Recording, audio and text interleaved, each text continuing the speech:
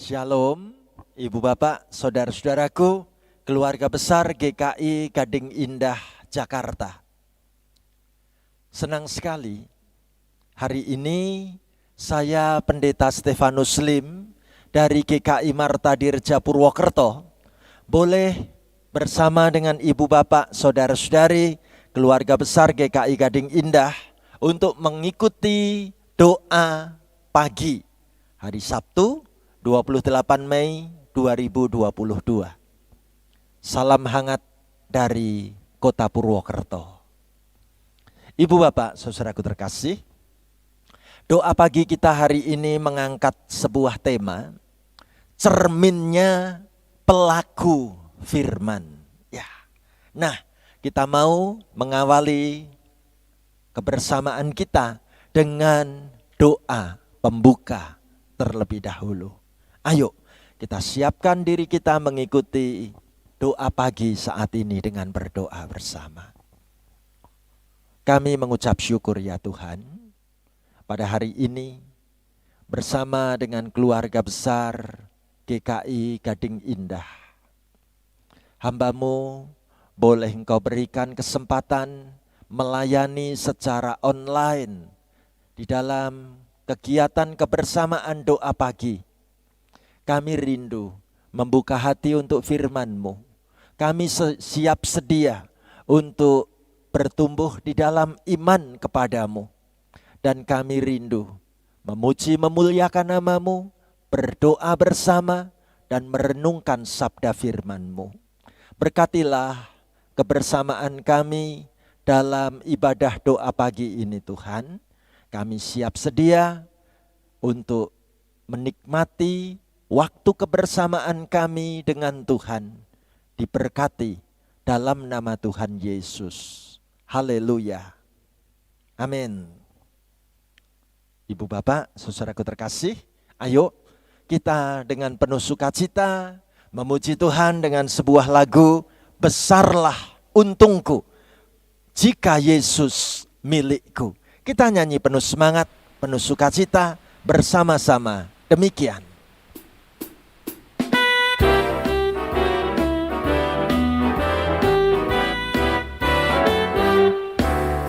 Besarlah untungku jika Yesus milikku, bersuka jiwaku karena damai yang penuh. Meskipun angin keras, badai dunia menderu, tak goyah hatiku karena Yesus milikku.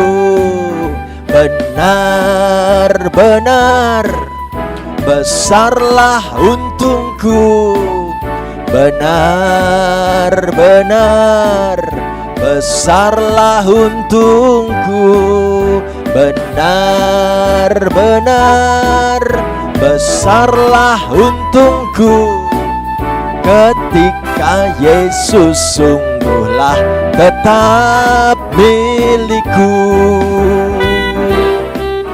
Mari saudaraku, kita nyanyi penuh semangat, penuh sukacita.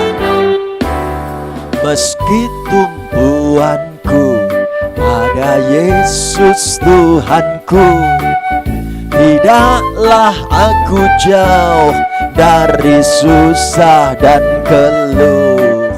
Di dunia yang fana, ku kan tahan berperang. Di sorga yang maka dengan Yesus ku menang. Benar-benar besarlah untungku, benar-benar besarlah untungku, benar-benar besarlah untungku ketika Yesus sungguhlah tetap milikku. Amin. Ibu Bapak, saudaraku terkasih, tema kita hari ini cerminnya pelaku firman. Kita akan belajar dari surat Yakobus 1 ayat 22 sampai dengan 24. Saya ajak ibu bapak saudara-saudari ikut mengucapkan firman Tuhan dan membaca firman Tuhan, bahkan mengimani firman Tuhan bareng-bareng dengan mengatakan demikian. Tetapi hendaklah kamu menjadi pelaku firman dan bukan hanya pendengar saja. Sebab jika tidak demikian, kamu menipu diri sendiri. Sebab jika seorang hanya mendengar firman saja dan tidak melakukannya, ia adalah seumpama seorang yang sedang mengamati mukanya yang sebenarnya di depan cermin. Baru saja ia memandang dirinya, ia sudah pergi, atau ia segera lupa bagaimana rupanya. Amin. Ibu bapak saudaraku terkasih, ternyata pada zaman sekarang ini banyak orang jangankan menjadi pelaku firman, untuk menjadi pendengar firman saja itu sulit ya. Kita justru dipanggil untuk menjadi pendengar firman sekaligus pelaku firman. Kenapa kita katakan sulit? Ya, baik untuk mendengar firman maupun melakukan firman. Ibu bapak saudaraku terkasih, kita ingat sejak 2 tahun terakhir ini, ketika situasi dan kondisi keadaan negeri bangsa kita dinyatakan berada dalam masa pandemi COVID-19. Bagaimana 2 tahun yang lalu kita merasakan ketakutan yang mencekam. Bagaimana 2 tahun yang lalu terus diperjuangkan supaya kita bisa menghadapi pandemi COVID-19. Dan kita bersyukur, puji Tuhan, ditemukan obat untuk melawan virus COVID-19. Ditemukan vaksinasi untuk memperkuat daya tahan tubuh menghadapi virus COVID-19. Luar biasa. Tahukah kita, di saat gereja seluruh dunia sedang berdoa, ketika menanti-nantikan pertolongan Tuhan, itu sungguh ternyata Tuhan mendengarkannya. Tuhan tahu apa yang kita perlukan. Namun, ternyata dalam masa setelah melewati krisis yang begitu mencekam, kita sekarang melihat tidak mudah mengajak untuk keluarga kita atau orang-orang di sekitar kita kembali datang kepada Tuhan dengan membawa segenap hidup dan hatinya seperti dulu sebelum pandemi terjadi, atau seperti awal-awal masa pandemi. Ibu bapak saudaraku, apa yang terjadi? Kita lihat ketika masa pandemi mulai diberlakukan ibadah dari rumah. Ya, puji Tuhan, di awal-awal dulu kita mengikuti ibadah online dengan penuh sukacita. Tapi coba bandingkan, makin hari makin kesini, dan terus apa yang terjadi akhir-akhir ini. Ternyata waktu untuk mendengarkan firman Tuhan pun seringkali dihindari dan ditinggalkan. Tampak ada titik jenuh mengikuti ibadah online, gitu ya. Dan coba lihat di beberapa daerah yang sudah membuka pelaksanaan ibadah onsite, apakah jumlah pengunjung kebaktian seperti dulu lagi? Oh, belum tentu. Berapa banyak anak-anak Tuhan lebih memilih kalau hari Minggu bisa pergi ke sana kemari, bisa pergi dengan teman-teman untuk goes, untuk mengikuti acara-acara piknik healing gitu ya. Tapi untuk ke gereja, seberapa banyak pintu hati ini diketuk kembali mengikut Tuhan. Ibu bapak, saudaraku terkasih, tahukah kita apa yang mau digambarkan di dalam firman Tuhan hari ini? Cerminnya pelaku firman. Jujur, Alkitab mau menggambarkan bahwa firman Allah itu seperti cermin. Ya. Sebagaimana halnya fungsi cermin, itu bisa melihat ada yang kurang, ada yang salah dalam penampilan diri kita. Ya. Begitu juga dengan firman Tuhan yang ingin mengoreksi kehidupan kita, dan pada saat itu kita mengerti ada yang kurang dalam diriku, ada yang salah dalam sikapku. Maka semestinya kita akan segera memperbaiki dan mengubah diri kita. Aku akan sungguh-sungguh mengerjakan apa yang firman-Mu diberitakan bagi hidupku Tuhan. Aku siap melakukan setiap perkataan firman-Mu Tuhan. Ibu bapak, saudaraku terkasih, indah sekali kalau hari ini firman Tuhan menegur kita. Jika kita lebih memilih hanya mendengar firman Allah, tetapi tidak mau melakukan firman, itu kita sama seperti orang yang sedang mengamat-amati wajahnya di cermin. Baru melihat wajahnya sebentar, lalu pergi, dan ia tidak tahu apa yang baru saja dia lihat. Tapi buat saya ini aneh, bila ada orang yang baru saja bercermin, tapi kok bisa segera lupa bagaimana wajahnya. Dugaannya mungkin orang tersebut memang tidak dengan sungguh-sungguh sedang mengamati wajahnya. Jadi bercerminnya itu sepintas saja. Pokoknya secepat mungkin, tidak perlu sampai detail, begitu ya. Demikianlah yang digambarkan oleh Yakobus, penulis surat ini, kepada orang yang mau mendengar firman tetapi tidak mau melakukannya.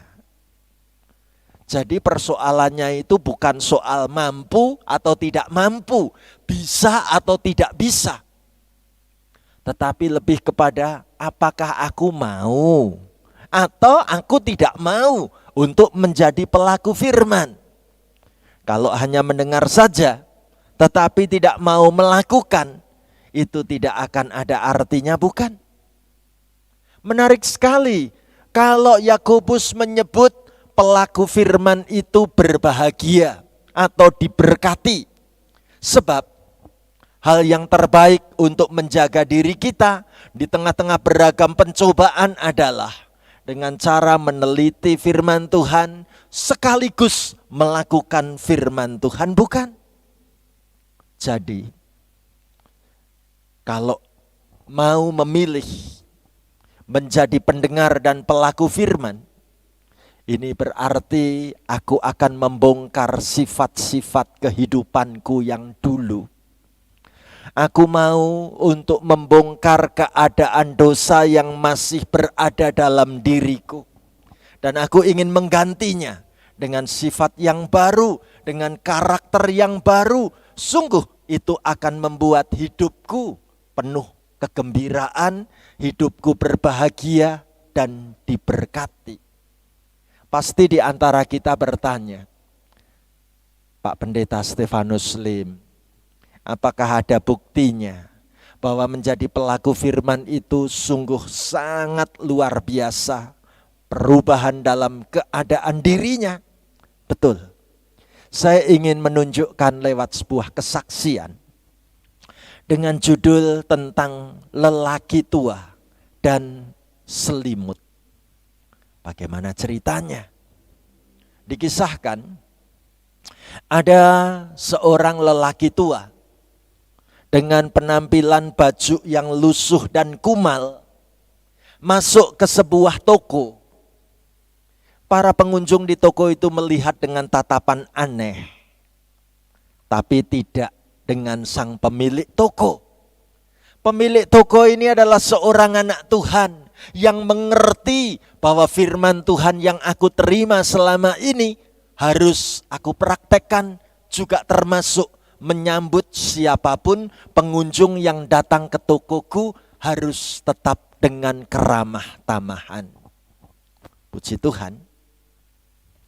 Coba kita lihat percakapan di antara pemilik toko dengan laki-laki tua yang kumal dan lusuh ini. Sang pemilik toko mengawali dengan sapaan yang hangat dan ramah. Pak, mau cari apa Pak di toko kami? Lalu lelaki tua itu mulai bercerita. Saya mau beli selimut 6 helai. Ya. 1 untuk saya, 1 untuk istri saya, dan kami punya 4 orang anak. Jadi saya butuh selimutnya 6. Tapi lama ditunggu-tunggu, kok diem? Jadi pemilik toko itu bertanya, tapi kenapa Pak? Lelaki lusuh dan kumal itu berkata dengan jujur, tapi saya hanya punya uang 50.000. Apa cukup untuk membeli 6 selimut? Tidak perlu bagus, yang penting bisa untuk melindungi tubuh dari cuaca dingin. Lalu pemilik toko itu mencoba mengingat-ingat selimut mana ya yang tersedia. Ya. Menarik sekali mendengarkan perkataan lelaki tua ini tadi, bahwa aku datang hanya punya uang 50.000, pengen bisa beli 6 selimut. Bagaimana ini? Kuasa firman Tuhan mulai menyatakan di dalam diri dan sikap pemilik toko yang adalah anak Tuhan ini. Apa yang segera ia katakan? Oh Pak, 50.000 cukup Pak, cukup.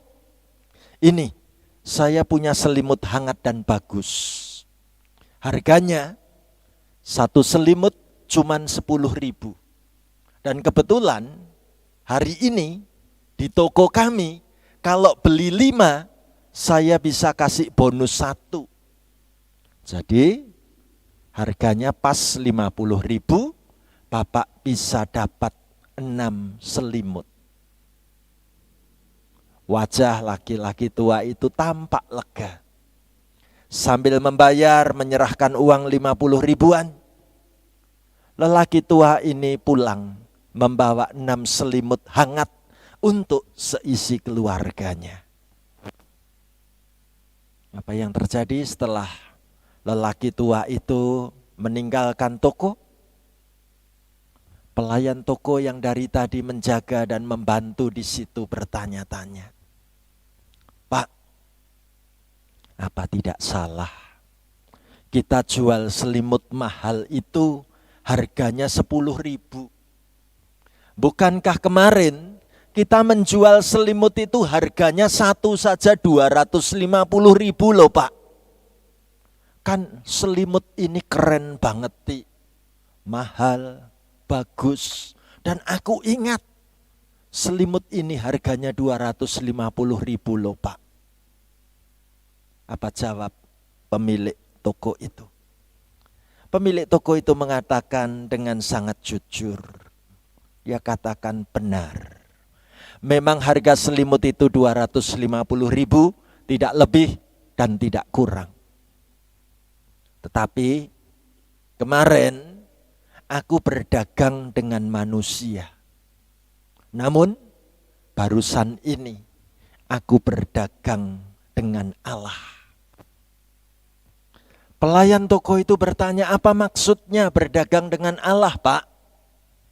Lalu pemilik toko itu menjelaskan, demi Tuhan, aku tidak menginginkan uangnya sedikit pun. Aku hanya ingin menjaga harga diri bapak tua tadi, agar seolah-olah tidak menerima pemberian gratis yang bisa membuatnya malu.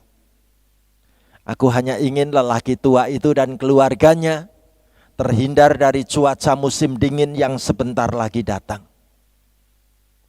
Indah sekali. Luar biasa.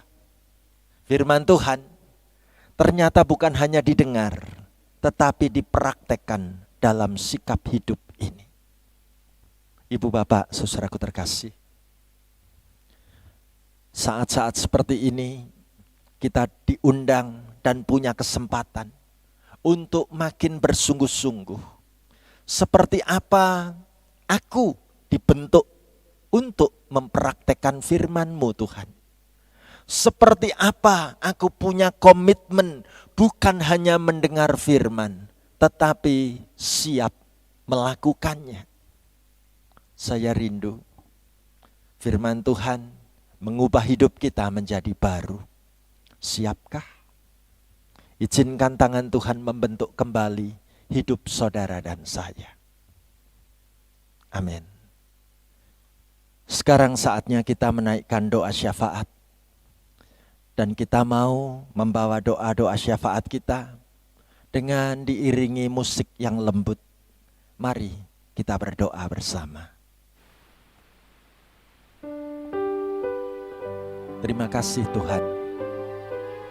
Kalau hari ini kami punya kesempatan mengikuti doa pagi bersama, sekalipun secara online, biarlah firman-Mu sanggup menegur hidup kami dan merubah sikap hidup kami. Kami mau mengerjakan apa yang menjadi tugas hidup kami. Tuhan, bawa diri kami menempuh perjalanan iman yang lebih dekat dengan-Mu.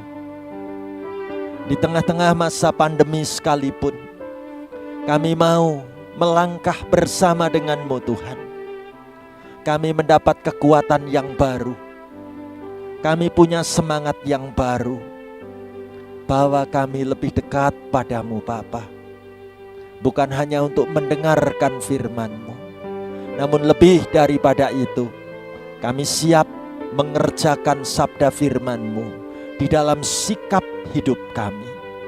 Oh Tuhan, kami teringat mendoakan teman-teman kami yang sedang terbaring sakit. Mari Tuhan, Engkau hadir dalam pergumulan kelemahan tubuhnya. Tuhan beri kekuatan dan semangat yang baru.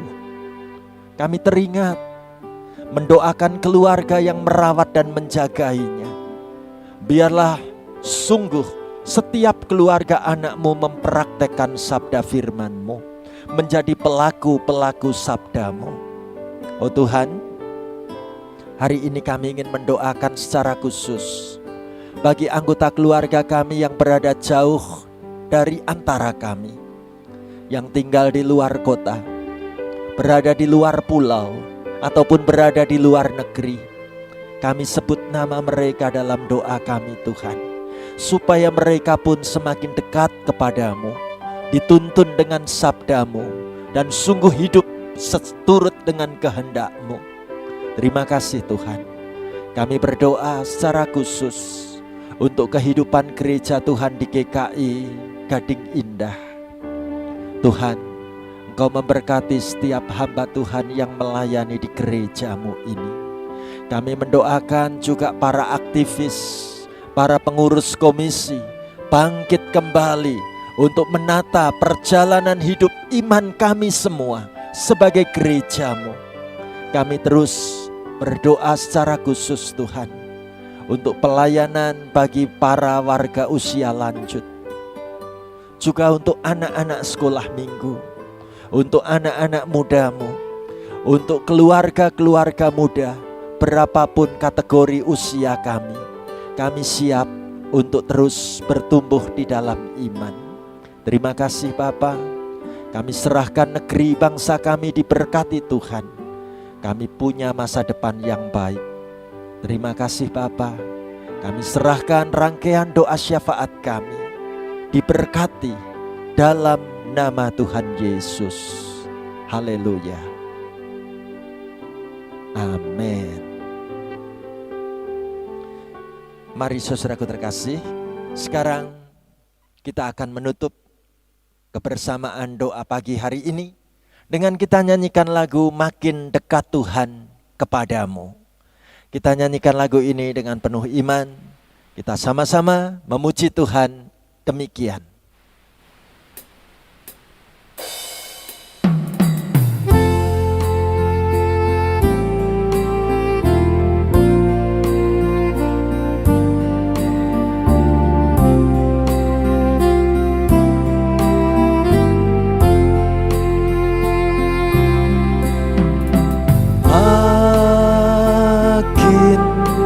Dekat Tuhan kepadamu, walaupun saliblah mengangkatku.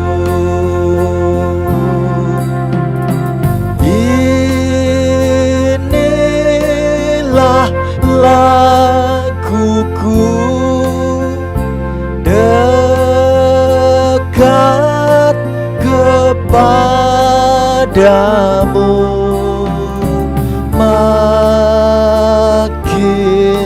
dekat Tuhan kepadamu.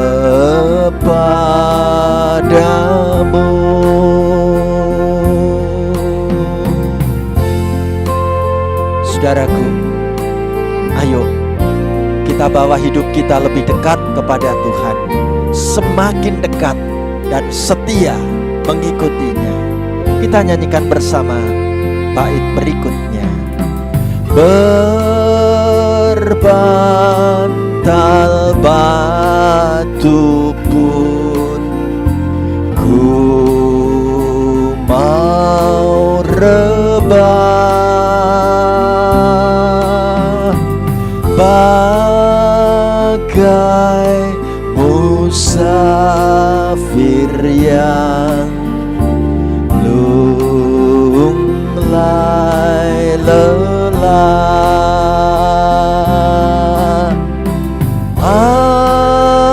asal di mimpiku dekat kepadamu, makin dekat Tuhan kepadamu.